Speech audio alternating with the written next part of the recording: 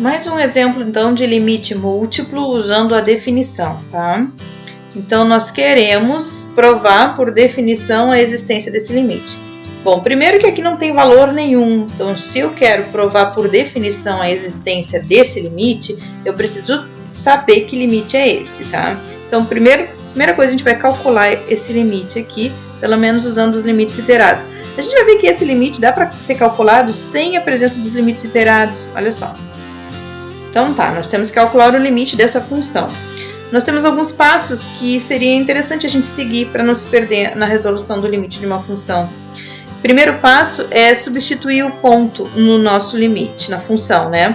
Ó, o x, y tende a 1, 1. X tende a 1 e o y tende a 1. Se nós substituirmos o x e o y 1 e 1 aqui nesta função, ó, 1 menos 1, 0, 1 menos 1, 0, 0, 0. Isso vai dar uma determinação do tipo 0 sobre 0, tá?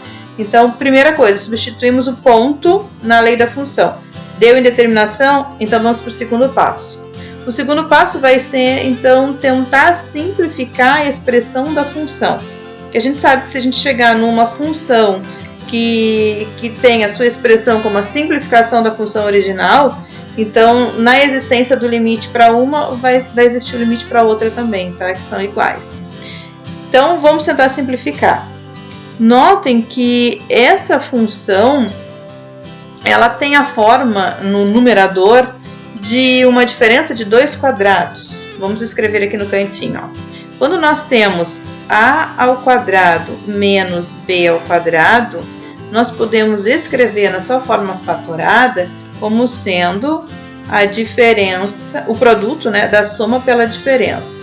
A mais b que multiplicar a menos b, tá? E nós temos o x menos 1 na quarta potência e o y menos 1 na quarta potência é uma forma da diferença de 2 quadrados. Vou escrever então. Percebem agora que nós temos a diferença de 2 quadrados? Então, mais uma igualdade agora. Então, agora eu abri como sendo o produto da soma pela diferença. Esse cara aqui está fazendo o papel de A e esse aqui de B. Então, nós temos, ó, A mais B que multiplica A menos B. E aí, então, nós podemos simplificar, né? Toda a primeira parcela do produto com o denominador. E chegamos, então, no limite de x menos 1 ao quadrado menos y menos 1 ao quadrado. Que agora, se nós formos substituir o ponto 1, 1, não temos mais indeterminação, vai dar 0 menos 0, que é 0. Isso é o que nós chamamos do limite direto, tá? Não passamos pelos limites iterados, nós calculamos o limite direto na direção 1, 1. Para qualquer reta, curva que passe sobre o ponto limite 1, 1, tá bem? Então, esse já é o nosso limite múltiplo. Bom, mas agora vamos tentar mostrar também a existência desse limite utilizando a definição. Então, vamos lá. Por definição, para todo epsilon positivo, existe um delta que depende de epsilon também é positivo, tal que, agora veja a diferença aqui, ó, a distância de x ao ponto limite. O nosso ponto limite é 1, 1, então vai ficar x menos 1 ao quadrado mais y menos 1 ao quadrado. Quis fazer esse exemplo só para mostrar que não é sempre x ao quadrado mais y ao quadrado, tá? Se o ponto for outro, distância entre dois pontos é x menos o x do ponto, tudo elevado ao quadrado, mais y menos o y do ponto, tudo elevado ao quadrado.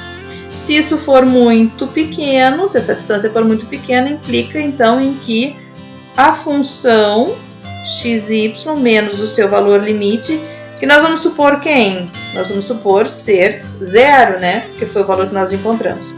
Então, essa distância é muito pequena, menor do que um epsilon.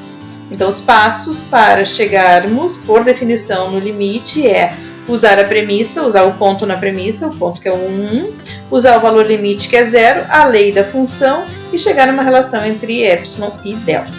Então, vamos lá. A nossa função, então, que é x menos 1 na 4 menos y menos 1 na 4 dividido por x menos 1 ao quadrado mais y menos 1 ao quadrado. Menos quem? O valor limite, que nós estamos supondo ser 0. E trabalhando o álgebra aqui.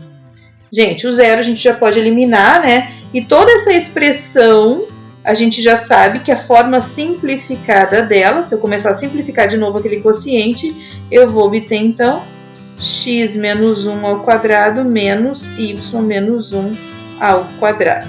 Então essa é a expressão que eu obtenho. Ok? Já fazendo a simplificação.